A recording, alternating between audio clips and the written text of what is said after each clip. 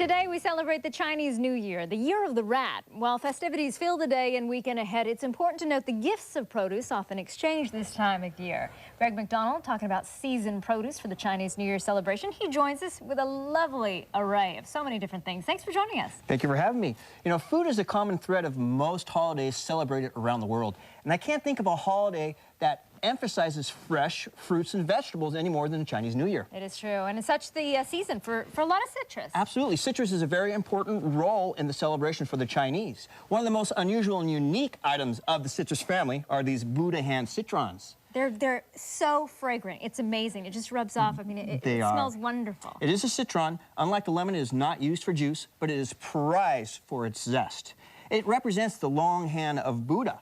Oh, interesting. And when given to a person as a gift, the recipient is believed to have both good luck and good wealth. Oh, very nice. Beautiful, Yes. too. Smells wonderful. Yes, also known for good luck and good fortune are any type of Satsuma mandarins or tangerines. If you can find some with stem and leaf, that is even better, because that means life is ever expanding, ever growing, and life does not end now. Wonderful. I always try to find the ones like that. And when you get multiple ones put together on one same stem, that represents the family tree. So it's very good for family togetherness. Oh, lovely. Very nice. And also very important, the pomelo looks like an overgrown grapefruit. They're huge. Little milder on the inside. As you can see, it has a nice thick wall on the inside, but it has nice meat. When given as a gift, this is thought to bring prosperity. Oh, thank you. I'll take two. All right, great. I've got two navel oranges for you.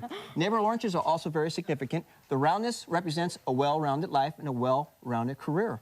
Also, do not have a juice orange during this time of the year, because juice orange you need to cut into, and that represents bad luck because it shows severing of relationships. Navel oranges you can peel by the hand. Very nice. So make sure you have navel oranges for your neighbors and friends, not juice oranges. Okay, good to know. Yes, and also gailan, also known as Chinese broccoli, represents youth and wealth. Oh, gosh, give me a lot of that. You don't need it. You don't need the youth. You got it all there. Okay, now lettuce. That's also very significant. Significant means growing wealth in Chinese. So all leaf lettuce is also very good for the Chinese New Year. A little bit of green right there. Yes. Nice. Something Now, everyone can afford. Yes, for the Vietnamese New Year's, they eat much of the same fruits and vegetables as the Chinese, but they have a very unique prayer presentation that uses 4 key fruits. Okay. The first one is cherimoya. You say that man cao in Vietnamese. That means to wish for or to pray for. So that's the first important fruit they have. And that's a fruit. That's a fruit. Custard-like on the inside. Okay. Okay. Then the very next thing is a papaya and a young coconut put together. It has to be young coconut because the meat is very tender. Very nice. Compared to the more mature, rounded, hard coconuts. Right. And those two together means just enough to meet my needs. Very nice. And then the fourth fruit is the mango. Mango. And mango means to spend specifically on something extra. So when put together, basically what they're saying is, I wish or pray for just enough to meet my needs. And if I am fortunate enough to have a little bit more, please allow me to spend it on something extra than just the essentials in my life. And they mean it in a very humble and respectful way. Very nice presentation. Also, Vietnamese tradition says, the redder the first cut watermelon of the year, the more prosperous one will be for the remainder of the new year. What's the secret of finding one? Well, the secret of finding one is all in the sound, nice, hollow sound, good vibration will bring you one. Okay. Also, pineapple. The fresh aroma of the pineapple is thought to bring in good luck into the home and to all those that reside in the home as well. Wonderful. So much symbolism. It's amazing. And what are those, figs? Figs represent family unity for the Vietnamese community. Very nice. This is wonderful. And you see so many kumquat trees right now. Yes, we People do. are giving them as gifts. They're hard to find, though. For the Chinese, kumquat, one of the languages, it's pronounced gumquat, which means golden orange. So it's very good for the Chinese community, especially with the red envelopes, to have a nice kumquat tree. Simply beautiful. Thank you so much. So much you. symbolism. And it's nice to bring together all the cultures that we celebrate here in the Bay Area. Definitely it is. All right. Much success to you as well. And Thank you. prosperity and youth and everything. Great. I need it all. Thank you.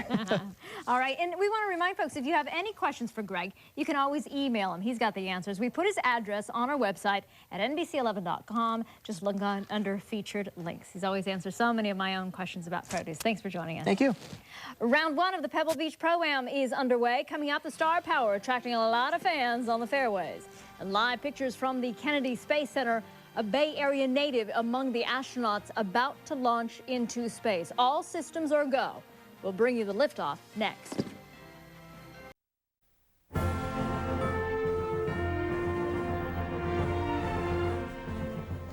Good morning, everybody. Thanks for joining us. I'm Brent Cannon. And I'm Laura Garcia Cannon. The Martin Fire continues to rage out of control in the Santa Cruz Mountains.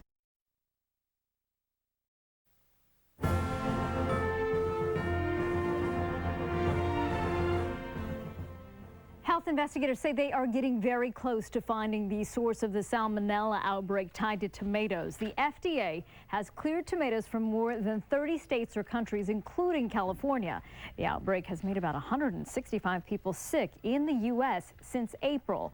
State and local health departments are still trying to find out if there are more cases out there. Meantime, a House committee will hold a hearing today on the FDA's plan to prevent this kind of outbreak from ever happening again. So what is safe and what should you avoid? Produce expert Greg McDonald is here this morning with a look at how this is affecting the Bay Area and really what you should know. Thanks for joining us. Thank you. Good morning. The Food and Drug Administration says there are safe tomatoes to eat out there. And basically the three main varieties. We knew these from the get-go. Yes, cluster tomatoes, tomatoes on the vine, cherry tomatoes, and grape tomatoes. Very important to look at the grape tomato that's shaped like a Thompson seedless grape, not like a pear. Oh, okay, but like good to know. Like a grape tomato. That's why it's called grape tomato. And why were these deemed safe? They were safe not because of where they're grown or the varieties, but because simply when people got sick and the Center for Disease Control and the FDA did their interviewing process, they asked people, what did you eat? A tomato. Was it round? Was it small? Did it have a vine on it? They were able to take these three away and throw them out and say these were not implicated in any of the illnesses. That's why it is safe to eat. And homegrown was deemed And to be homegrown safe as well. Yes, in all so California. Many different varieties out there. California is now a safe place. California is a safe place, absolutely, positively. There is some confusion out there. As you know, NBC 11 has reported that there are grocery stores out there selling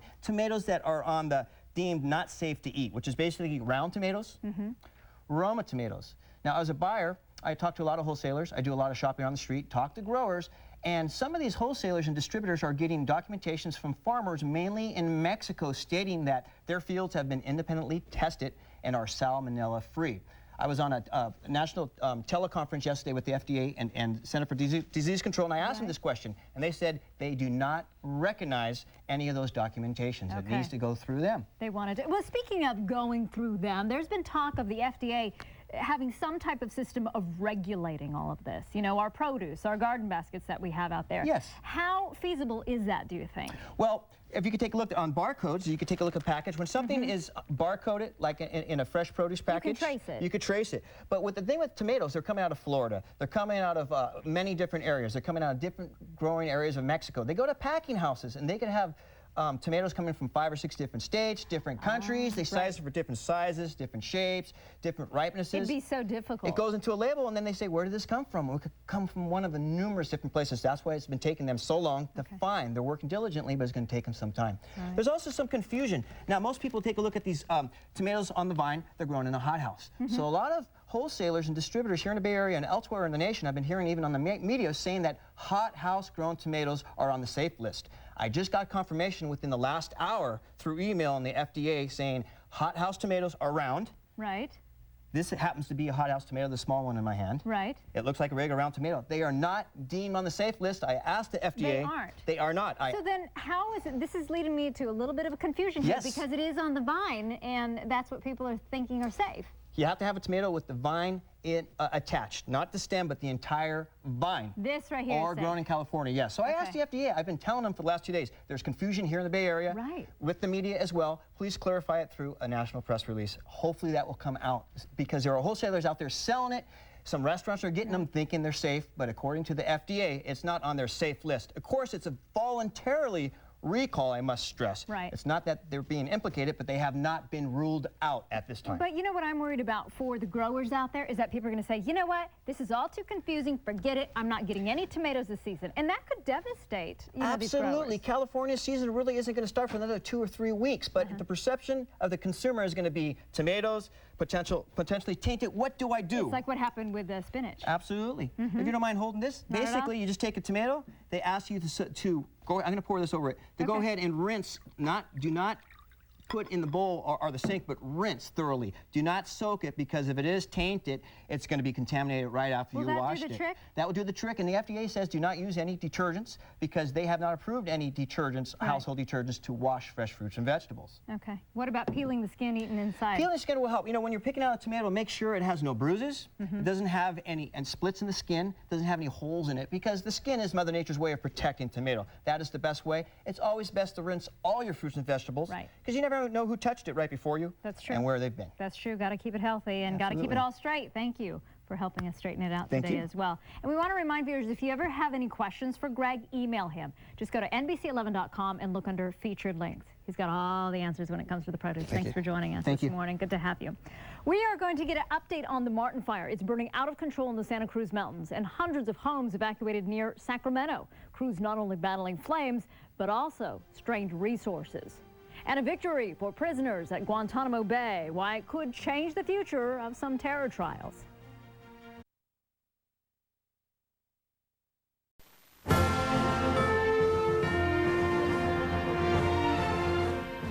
We are so lucky in the Bay Area to have great produce year-round, but this time of year there are some special treats that you can find at your grocery store and farmers market.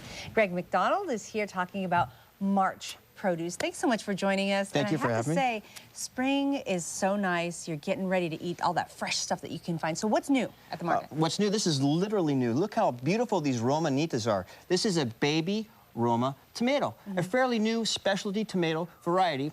And it's just recently been finding its way to the consumers of the Bay Area. I'm going to set this right here. What's the benefit? The benefit is... rather than the big one. Okay, I'll tell you why. It's truly an international tomato with a local flavor. It was developed in Israel, but most growers did not like it because they thought it was too small to be a Roma. Yet they thought it was too big to be a grape tomato. Oh, great. But a local company, the Produce Exchange right next door here in Livermore, they liked it, did some research and development, and their plan was to have a delicious tasting tomato, of course, but something that could be available all year long. Nothing like going in the summer and finding great tomatoes, but in the wintertime you just can't find it. So their goal... No, they don't taste like anything. Now these have the meat of a Roma tomato. I'm going to go ahead and cut one here. Yet it has the nice petiteness of, see how much meat that is compared to like a cherry so if you tomato? cut it in quarters and put it on a salad, it's nice and pretty. Absolutely, salads. Sometimes the big ones, the slices get all yucky. That's exactly it. They break up. As you can see, this will not break up. It's great. It has very few seeds. And also, the sweetness of, if you love Roma tomatoes are fairly sweet. It has a sugar level of about 3.5 to 4%.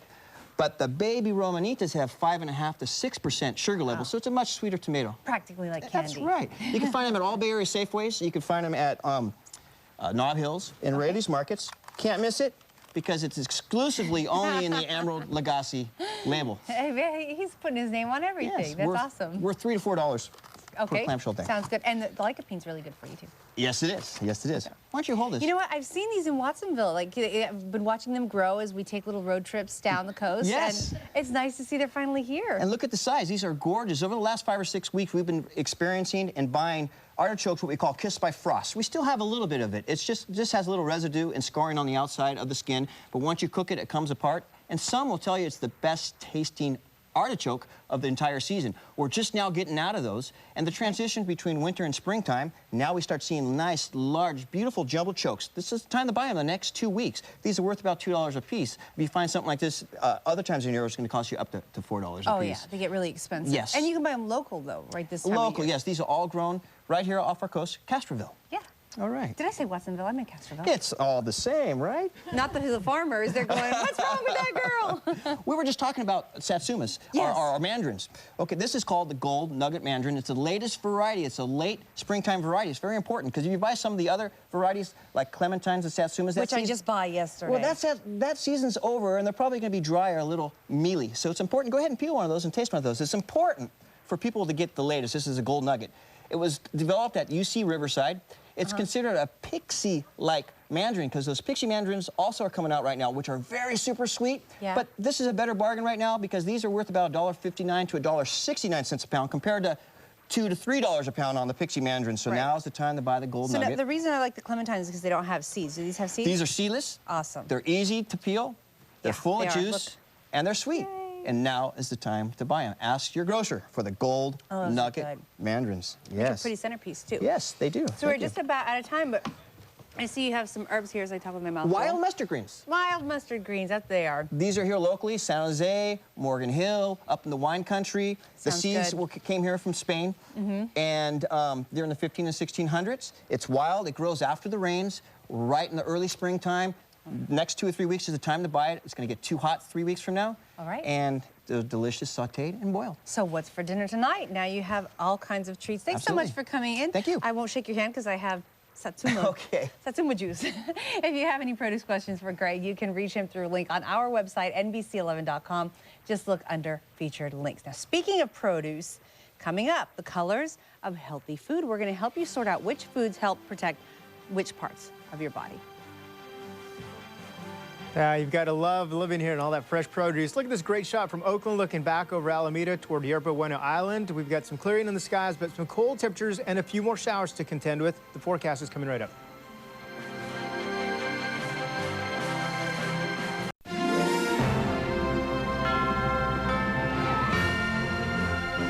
There are all kinds of great fruits and vegetables available right now in Bay Area markets, and produce expert Greg McDonald is here. He has a lovely display this morning. Lots of good stuff to check out. Good to see you. How are you? Good morning. Good to see you. Good. We're starting off. You've got a big, look at this big old platter of tomatoes right here. Look Nice how red ones. Beautiful. Yeah, these are called early girl variety dry farm tomatoes.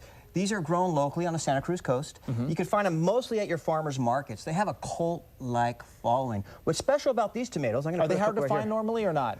You don't find them in the stores, you find them at the farmers markets. Right. But this time of the year, late August, September is the perfect time for tomatoes. Now's the time to buy them. These are dry farm tomatoes. Basically, they're watered only once. In the initial inception, they put them in a hothouse. 3 months later, they take them out when they're about 3 inches tall. They stick them in the roots, in the ground. They have long-reaching roots, and they look for water. They're not watered for the next 3 months. That really stresses out the plants, and that, what most growers will say, will give it a nice, intense flavor. Now, is there anything in particular that you use those for? Would they be better, say, for a salad, or you want to use them in cooking? You just eat them raw? What do you do with these? Look how nice and put it in salad. Go ahead and smell it. You can smell a nice, intense, very intense, concentrated flavor. These are worth about $3 to $4 a pound at local farmers markets. Early girl, dry farm tomatoes, watered only once, All right. not watered for 4 or 5 months. Now, Laura was at a farmer's market the other day, and she also checked